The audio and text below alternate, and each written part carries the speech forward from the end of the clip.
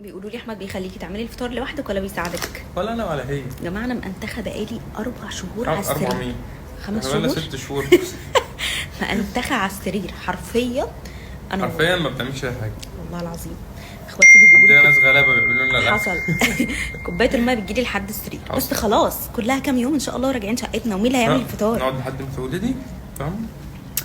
لسه كده. يا ست احنا نروح نخدم نفسنا ليه؟ طب ما ايه؟ طب وبعد كده هم يجوا يخدموا البيبي بقى. طبعا. هفكر. ايه كلمه خالته دي مش سهله. حصل هفكر. اخترتوا اسم للنونو ولا لسه؟ بصوا احنا اخترنا بس الصراحه محتارين محتارين لسه. يعني محتارين بجد في خناقات لسه. يا جماعه الموضوع ده طلع محير قوي. عمري ما كنت اتخيل انا لو بسمي اسم كلبي بيبقى سهل. اسم النونو بتاعنا مش اسم عارفين. الكلب بيبقى صعب. يعني اسم الكلب انت مش شايل في بطنك عمال تتعب ويجي لك حموضه وراسك دي كان كسر. المهم هقول لكم ايه. احنا يعني بجد كنا عارفين لو ولد هنسمي ايه ولو بنت هنسمي ايه. بعد ما بقيت حامل خناقات واكل في بعض وبجد الموضوع طلع اصعب من توضيبات الشقه. هنسميه رود. انا معاكم من اول 5 هفقس ان شاء الله من اول 5 لاخر 5. امتى بقى بالظبط الله اعلم. تمام. وهولد في اكتر شهر بخاف منه. بخاف برج الجوزاء. انا خايفه مجانين. خايفه لان ملك واي اختي متخلفين عقليا وهما مواليد شهر 5. لا بجد كل اللي اعرفهم مواليد شهر 5 اهل هب. انا العيله عندي نصها مولوده في 5 حرفيا. بنات عمتي واخواتي انت بتغلطي في الناس دي كلها؟ الصراحه سايكوباتيين كلهم ناس سايكوباتيه. وانا بصراحه كنتش اتمنى ابدا ان انا اولد في الشهر ده. محتارين. يعني احنا هنعمل ان شاء الله هنعمل حاجه اكيد نعرفكم بيها وكده. بس امتى؟ ما اعرفش. مش عارفين. يعني في رمضان ولا بعد العيد؟ الله اعلم. انتوا ايه رايكم نعملها في رمضان ولا بعد العيد؟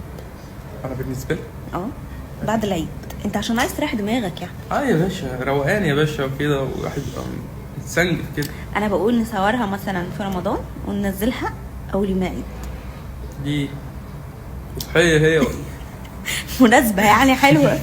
يبقى العيد عيدين. لا بعد العيد. طب قولوا انتوا برضه يعني ناخد رايكم.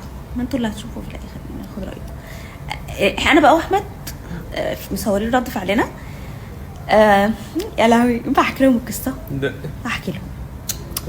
هتحرقي الحاجه اللي طيب. لا انا هحكي لهم القصه. يعني احنا صورناها ازاي. لا ما تقوليش. هحكي لكم لما انا اقفل الاسك معايا واطلع اسك لوحدي وفكروني. لما اولد